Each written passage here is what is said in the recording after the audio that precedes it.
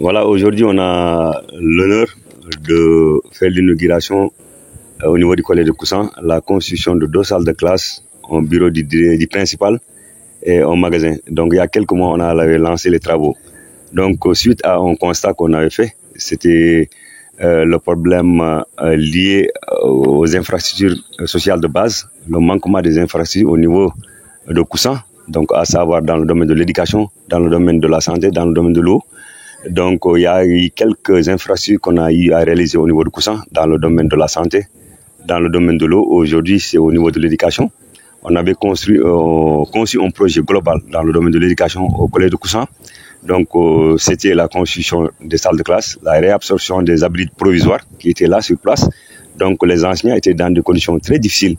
Et aujourd'hui, tout le monde a fait le constat. Il y a un problème d'addiction au niveau du collège. Il y a un problème d'extension lumière au niveau du collège aussi. Et il y avait aussi un manquement des salles de classe. C'était dans des abris provisoires, vous avez constaté. Et puis, il y a la divagation des animaux à l'intérieur de la cour du collège. Donc, tout ça, il fallait régler ce problème-là parce qu'il fallait un mur de clôture. Donc, nous, on a un projet global.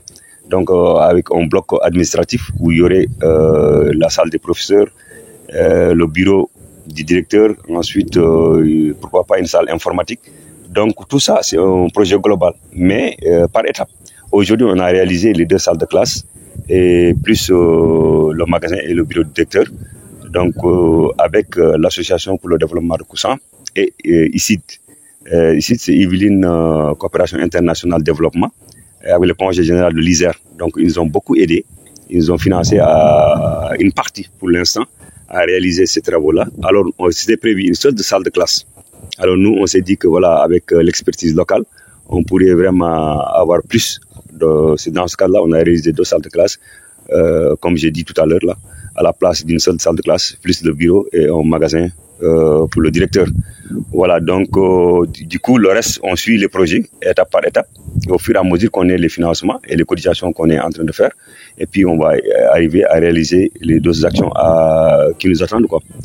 Voilà, donc on remercie tout le monde. Vraiment, je remercie le congé général des Yvelines. Je remercie les représentants de l'ICID au niveau du congé général des Yvelines.